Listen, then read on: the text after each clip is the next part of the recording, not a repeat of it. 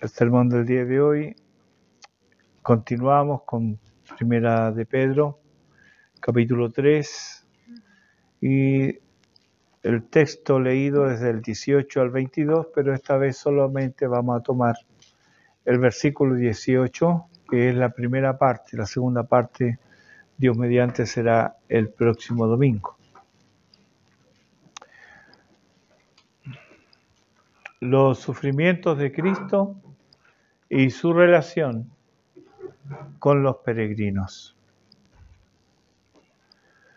Todos los creyentes recordamos con asombro, con amor y gratitud, especialmente el sufrimiento de Cristo en su pasión y muerte. Así debe ser, y así será por la eternidad. De ello da testimonio el coro celestial en Apocalipsis 5:9, donde nos dice: y cantaban un cántico nuevo diciendo: digno eres de tomar el libro y de abrir sus sellos, porque tú fuiste inmolado y con tu sangre nos has redimido para Dios de todo linaje y lengua y pueblo y nación.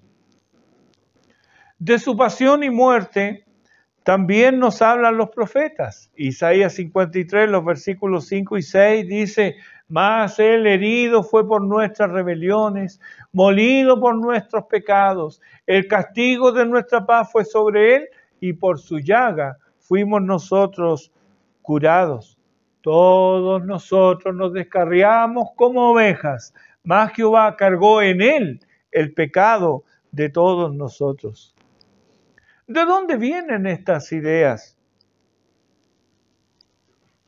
¿Fueron concebidas estas ilustraciones en la mente prodigiosa de algún mortal? No, hermanos. Esto es idea de Dios. Así lo vemos ejemplificado en los sacrificios levíticos de Levíticos capítulos 4 y 5.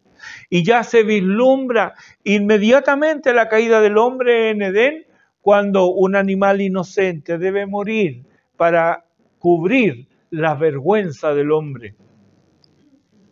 Así también da testimonio Juan el Bautista cuando exclama al ver a Jesús en Juan 1:29, he aquí el Cordero de Dios que quita el pecado del mundo.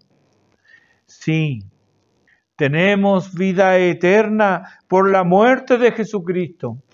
Hay vida en su muerte. Acudir a Él en arrepentimiento y fe es vida eterna. Y quienes acuden a Él no son pasados por alto, pues Dios no solo atiende y oye las súplicas del pecador arrepentido, sino que Él mismo les atrae con cuerdas de amor.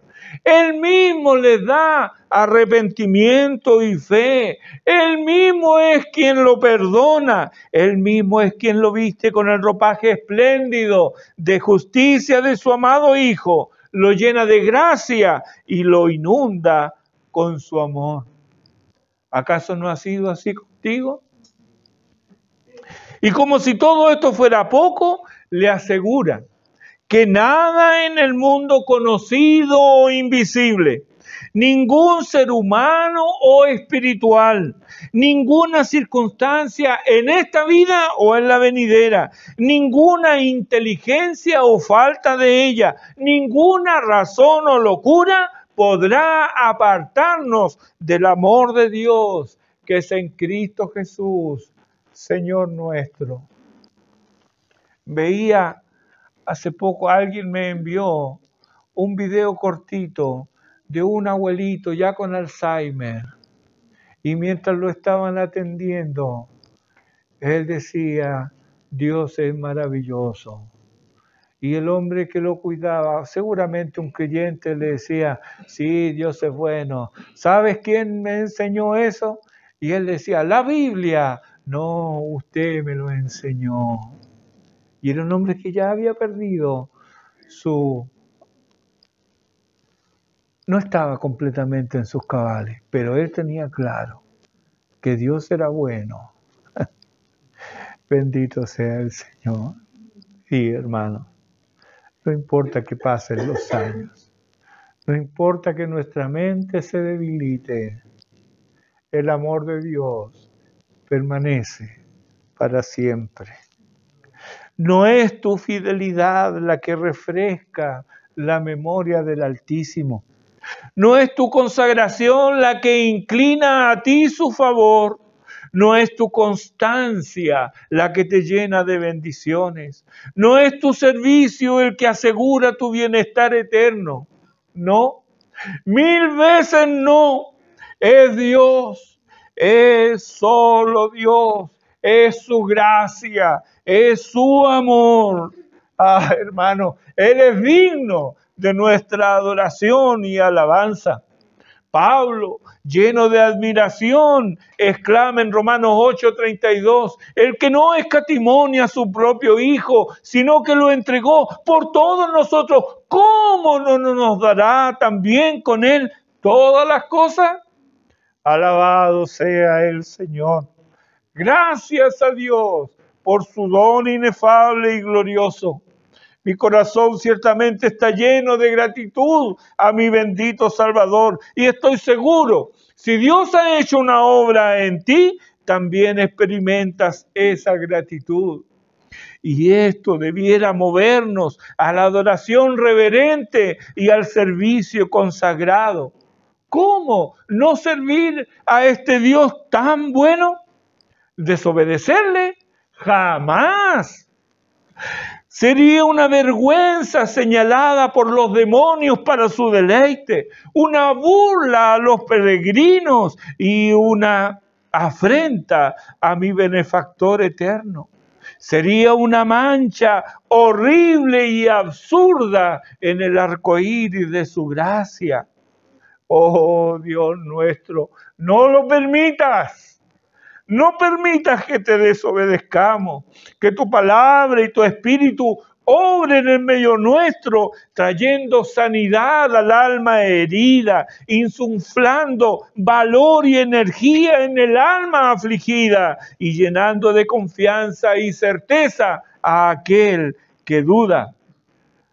Que lo haga nuestro querido Dios, por amor de su Hijo Jesucristo, nuestro Salvador. Pues bien, todo lo anterior, por glorioso que sea, es solo una manera de ver los sufrimientos de Cristo. Digamos primero que seguimos con el tema del testimonio fiel frente a circunstancias adversas que pudiéramos experimentar y que de hecho experimentamos por la causa del Evangelio, por la causa de Cristo. Hemos visto hasta aquí cómo Dios utiliza todas las situaciones para disciplinar y formar a sus hijos, los peregrinos.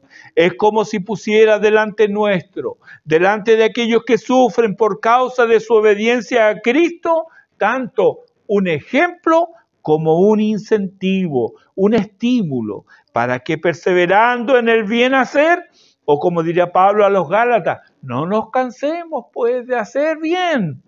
Recibamos de manos de nuestro Señor la herencia reservada para nosotros ese día. Herencia que nos dice el mismo Pedro, incorruptible, incontaminada e inmarcesible. El sufrimiento de Cristo fue el resultado de su comportamiento fiel frente a la voluntad del Padre. ¿Recuerda? Él oró, no se haga mi voluntad, sino la tuya. Ahí en Lucas 22:42. Este es el ejemplo. Él es el testigo fiel. Apocalipsis 1:5 dice de Jesucristo, el testigo fiel. Apocalipsis 3:14, he aquí el amén. El testigo fiel y verdadero, el principio de la creación de Dios. Y en 1 Timoteo capítulo 6, versículo 13, Pablo le habla a Timoteo acerca de Jesucristo, que dio testimonio de la buena profesión delante de Poncio Pilatos. Él, Jesucristo, en todo momento actuó con buena conciencia delante de Dios y delante de los hombres. sufrió las consecuencias de su fidelidad. Y aquí el estímulo que nosotros recibimos de su sufrimiento, porque a consecuencia de esto, Él fue exaltado a la diestra de Dios el Padre por medio de la resurrección y ascensión a los cielos. Entonces no solo tenemos el ejemplo, sino también tenemos el estímulo. El ejemplo de Cristo como el testigo fiel y el estímulo que luego de su obediencia, Él fue exaltado. Nuestro Señor Jesucristo dio testimonio de la buena profesión y este testimonio fue de bendición a los que recibieron su mensaje, como también impactó y les habla a quienes aún le rechazan. Juan 1:12 nos dice, mas a todos los que le recibieron, los que creen en su nombre, les dio potestad de ser hechos hijos de Dios. Y en Juan 3:18 dice, el que en él cree no es condenado, pero el que no cree ya ha sido condenado porque no ha creído en el nombre del unigénito Hijo de Dios. Veamos entonces cómo Pedro nos presenta algunos aspectos doctrinales de la obra de Cristo.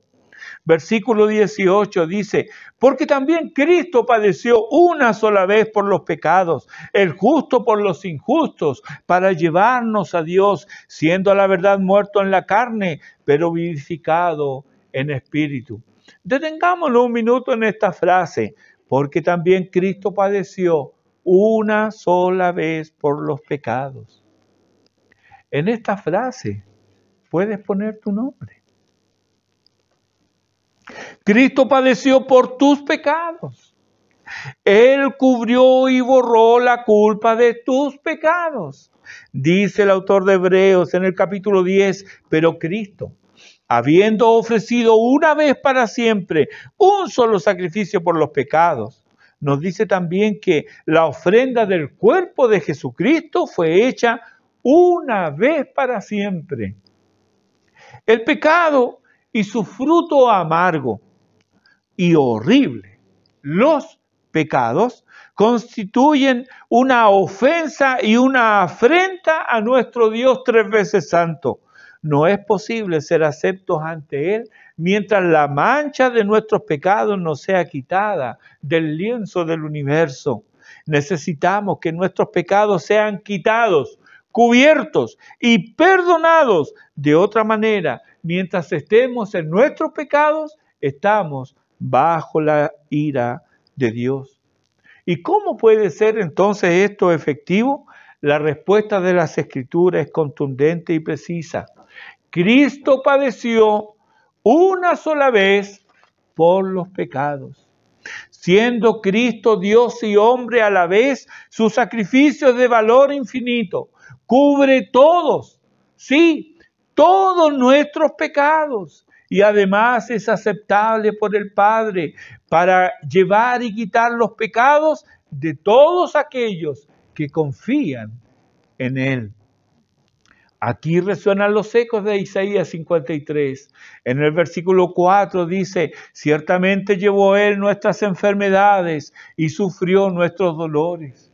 Versículo 5, mas el herido fue por nuestras rebeliones, molido por nuestros pecados. El castigo de nuestra paz fue sobre Él y por su llaga fuimos nosotros curados. Versículo 6, todos nosotros nos descarriamos como ovejas, cada cual se apartó por su camino, mas Jehová cargó en Él el pecado de todos nosotros. Versículo 12, por cuanto derramó su vida hasta la muerte. Y fue contado con los pecadores, habiendo Él llevado el pecado de muchos y orado por los transgresores. Este acto de quitar y cubrir es la expiación. El resultado es aceptación ante Dios, pues Dios es quien ha hecho una sustitución. Al Cristo tomar y quitar nuestros pecados, ahí se ha efectuado una sustitución. Él en lugar de nosotros. Pedro nos dice, el justo por los injustos. Vuelve sobre lo que ya habló en el capítulo 1 de Primera de Pedro, los versículos 18 al 20, dice, sabiendo que fuisteis rescatados de vuestra vana manera de vivir, la cual recibisteis de vuestros padres, no con cosas corruptibles como oro o plata, sino con la sangre preciosa de Cristo, como de un cordero sin mancha y sin contaminación, ya destinado desde antes de la fundación del mundo, pero manifestado en los postreros tiempos por amor de vosotros. El Cordero de Dios es el sustituto para morir en mi lugar. Una víctima inocente, inmaculada, pura, sustituye al pecador que por su condición está condenado a muerte. ¿Cuál es el resultado de esto? Los que carecen de la justicia de Dios por haber pecado contra sus leyes santas son justificados, declarados justos, porque el justo pagó en su lugar y dio su vida por la de ellos. La justificación es entonces el resultado de la sustitución efectuada por la muerte de Cristo en la cruz del Calvario. ¿Por qué todo esto? ¿Cuál es la culminación de este plan de Dios? Pedro lo dice, para llevarnos a Dios. Fuimos nosotros los que pecamos, nosotros los que ofendimos su majestad, y es Él el que nos reconcilia con sí mismo mediante Cristo. Cuando permanece el hombre en sus pecados, la separación espiritual del hombre con Dios es infinita. Mientras el pecado sigue sin expiarse, mientras el pecador se resiste a ir a confesar sus pecados a Dios, permanece separado de Dios, en tinieblas y bajo la ira de Dios. Pedro dice, para llevarnos a Dios, Dios actúa en gracia y tomando la iniciativa por medio de la obra de Cristo, provee el remedio para los que están separados de Él, enemistados con Él por sus pecados. Eso es la reconciliación. Así Dios nos provee de paz por medio de la cruz de Cristo. Romanos capítulo 5, los versículos 6 al 10 dice, porque Cristo, aun cuando éramos débiles, es decir, inhábiles, inútiles e incapaces, a su tiempo, Cristo murió por los impíos. Ciertamente apenas morirá alguno por un justo, con todo pudiera ser que alguno osara morir por el bueno. Mas Dios muestra su amor para con nosotros, en que siendo aún pecadores, Cristo murió por nosotros. Pues, dice Pablo, mucho más, estando ya justificados en su sangre, por Él seremos salvos de la ira. Porque si siendo enemigos, fuimos reconciliados con Dios por la muerte de su Hijo, mucho más, estando reconciliados, seremos salvos por su vida. Nada que temer. Nada que temer.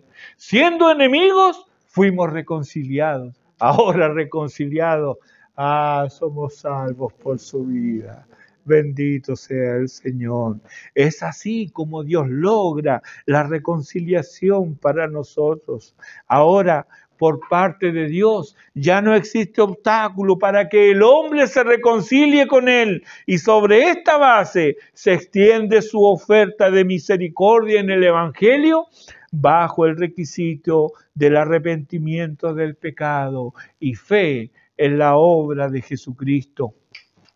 Efesios 2:13 dice, pero ahora en Cristo Jesús, vosotros que en otro tiempo estabais lejos, habéis sido hechos cercanos por la sangre de Cristo.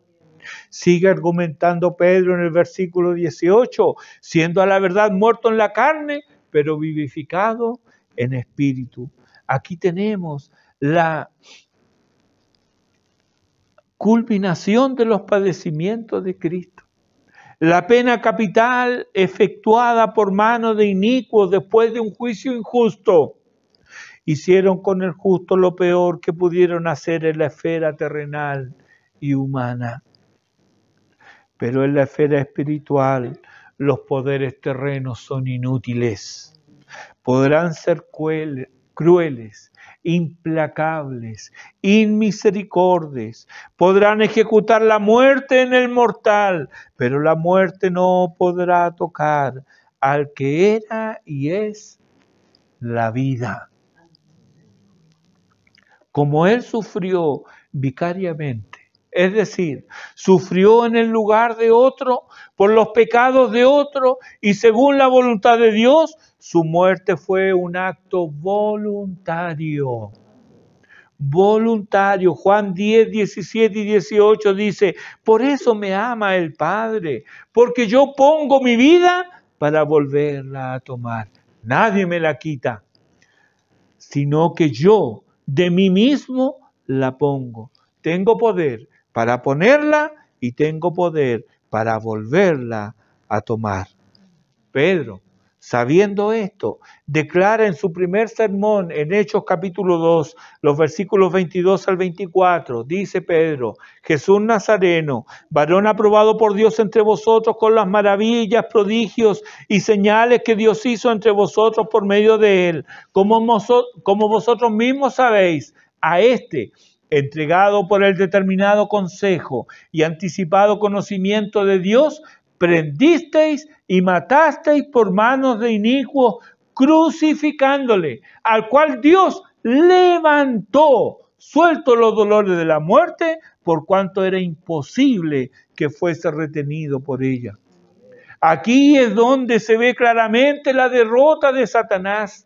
Oye el argumento de Hebreos 2, versículo 9. Jesús, coronado de gloria y de honra a causa del padecimiento de la muerte, para que por la gracia de Dios gustase la muerte por todos. Versículo 10. Porque convenía a aquel por cuya causa son todas las cosas y por quien todas las cosas subsisten, que habiendo de llevar muchos hijos a la gloria, perfeccionase por aflicciones al autor de la salvación de ellos. Versículo 14. Así que, por cuanto los hijos participaron de carne y sangre, él también participó de lo mismo, para destruir por medio de la muerte al que tenía el imperio de la muerte, esto es, al diablo, y librar a todos los que por el temor de la muerte estaban durante toda la vida sujetos a servidumbre.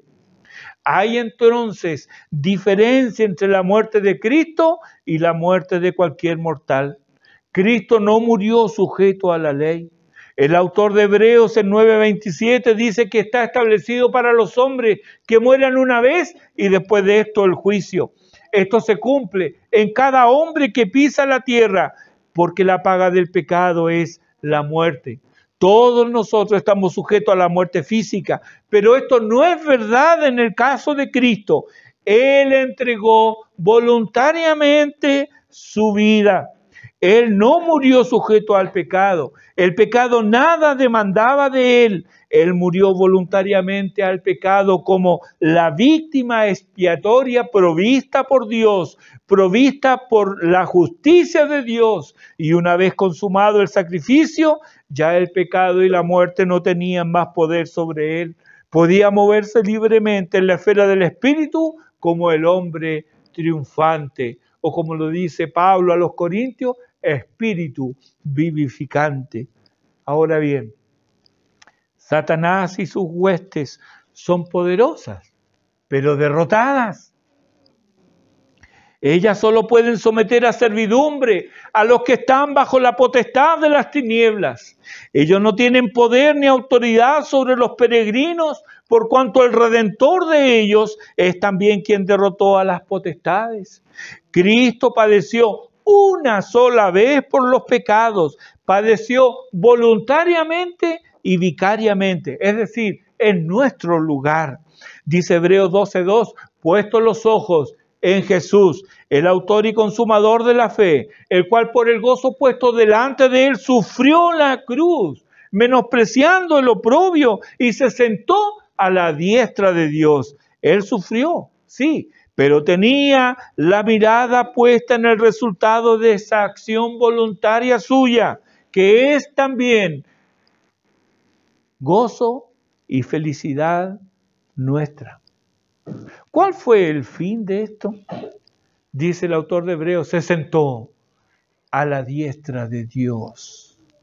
Tú y yo sufrimos y sufriremos por causa de la justicia, por causa de la verdad, por causa de Cristo, por causa del Evangelio. Pero, como Pablo, debemos gozarnos en lo que padecemos, puesto que cumplimos en nuestra carne lo que falta de las aflicciones de Cristo por su cuerpo, que es la iglesia. Cristo sufrió y fue exaltado. Pablo, en su última carta a Timoteo, le dice, tú pues, hijo mío, sufre, esfuérzate en la gracia que es en Cristo Jesús. Capítulo 2, versículo 1. Luego en los versículos 8 y siguientes dice, acuérdate de Jesucristo, del linaje de David, resucitado de los muertos conforme al Evangelio, en el cual sufro penalidades. Pablo está admitiendo, yo también sufro penalidades. Sufro en él penalidades. Hasta prisiones, dice, a modo de malhechor. Mas la palabra de Dios no está presa. Por lo tanto, él dice, mira el estímulo aquí, todo lo soporto por amor de los escogidos. ¿Recuerda Hebreos 12:2? Por el gozo puesto delante de él sufrió la cruz. En el medio del sufrimiento hay algo más adelante a lo cual nosotros podemos mirar y ser estimulados por eso. El sufrimiento del creyente no es en vano. Todo lo puedo por amor a los escogidos, para que ellos también obtengan la salvación que es en Cristo Jesús, con gloria eterna, continúa Pablo. Palabra fiel es esta, si somos muertos con Él, también viviremos con Él. Si sufrimos, también reinaremos con Él. Si le negaremos, Él también nos negará. Dios no lo permita.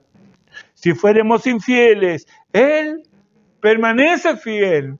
Él no puede negarse a sí mismo.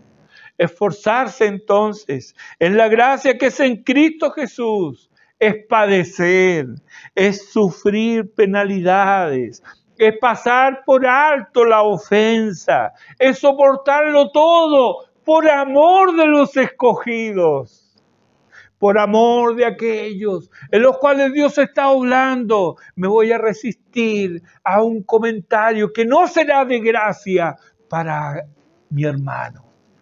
No, lo sufriré en silencio. No diré nada. Por el estímulo. ¿Cuál estímulo? Que el otro también alcance misericordia. Que Dios también obre en su vida. Todo lo soporto por amor de los escogidos. Ese es mi estímulo ahora para sufrir. No sufro vicariamente por nadie. Mi sufrimiento a nadie hará salvo. No, el único que sufrió y gracias a su sufrimiento hay salvación es Cristo Jesús. Ninguno de nosotros, ninguna madre sufre para que sus hijos sean salvos. No, pero puede abstenerse, puede pasar por alto muchas situaciones con tal de no ser un obstáculo, una piedra de tropiezo para su hijo. Esforzarse en la gracia que es en Cristo Jesús, entonces, es padecer, es sufrir penalidades, es pasar por alto la ofensa, es soportarlo todo por amor a los escogidos, para que de aquellos que aún están bajo la potestad de las tinieblas, aquellos que aún están sujetos a la servidumbre del pecado y temor a la muerte, Pero no obstante, ellos han sido señalados por Dios para ser trasladados de la potestad de las tinieblas al reino de su amado Hijo, entonces ellos obtengan la salvación que es en Cristo Jesús, Señor nuestro. El ejemplo de Cristo en el sufrimiento, también implica el incentivo para sufrir si la voluntad de Dios así lo quiere. Además, pensemos en esto también. Hebreos capítulo 5, los versículos 7 al 9. Dice, y Cristo, en los días de su carne, ofreciendo ruegos y súplicas con gran clamor y lágrimas. Lee esto con detenimiento. Cristo, en los días de su carne, ofreciendo ruegos y súplicas con gran clamor y lágrimas al que le podía librar de la muerte, fue oído a causa de su temor reverente. Y aunque era hijo, por lo que padeció, aprendió la obediencia. Y habiendo sido perfeccionado, vino a ser autor de eterna salvación para todos los que le obedecen. Aquí debo confesarte algo. Estoy camino a aprender a obedecer. No me he recibido de eso. Estoy aprendiendo. Debo decirte además que no es mi fuerte. No es una lección que yo ansío recibir. Me resisto a ello. Pero por la palabra de Dios aprendo que para que yo aprenda a obedecer es necesario el sufrimiento.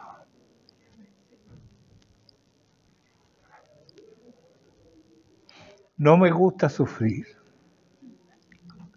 Muchas veces me resisto a ello, pero es necesario, dado que todavía hay en mi corazón, hay un corazón rebelde que ama hacer su propia voluntad.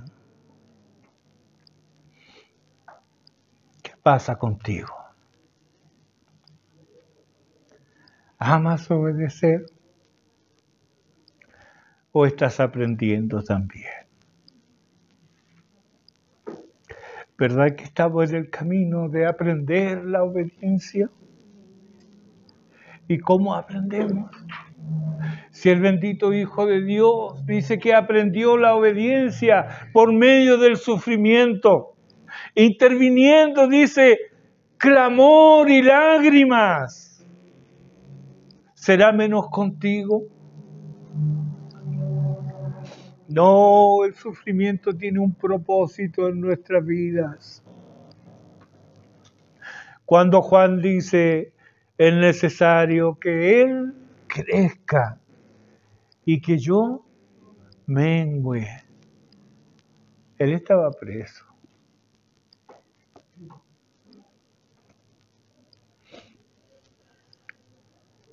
Y el menguar de Él significó su decapitación.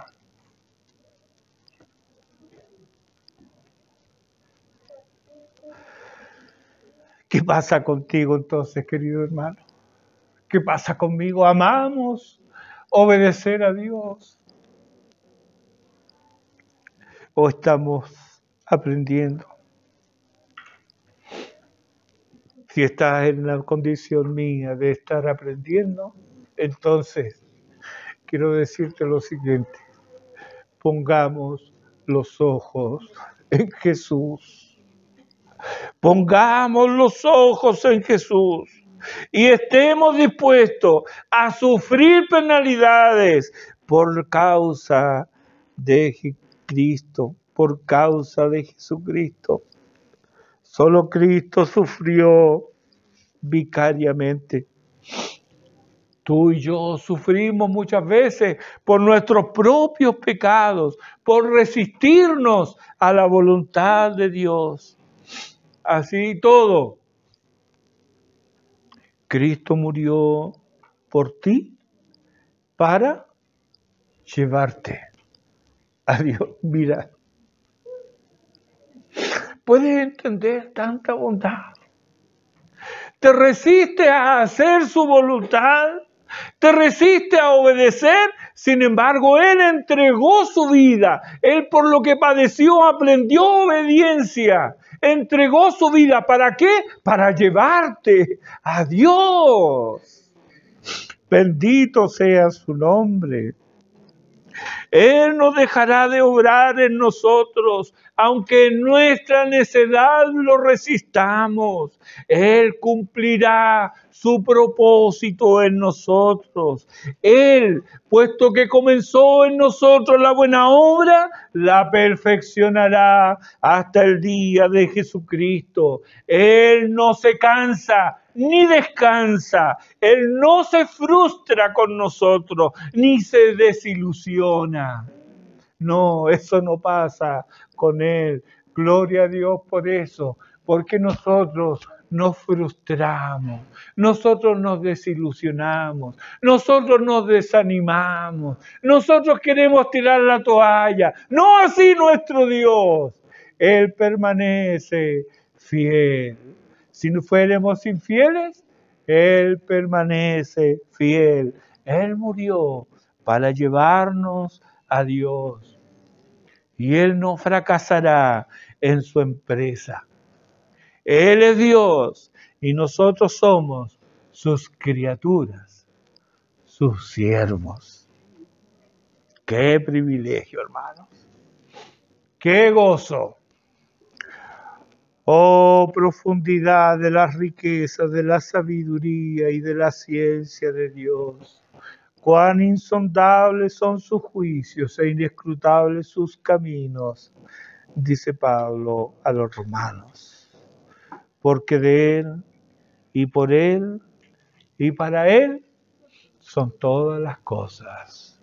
A Él sea la gloria por los siglos. Amén. Oremos.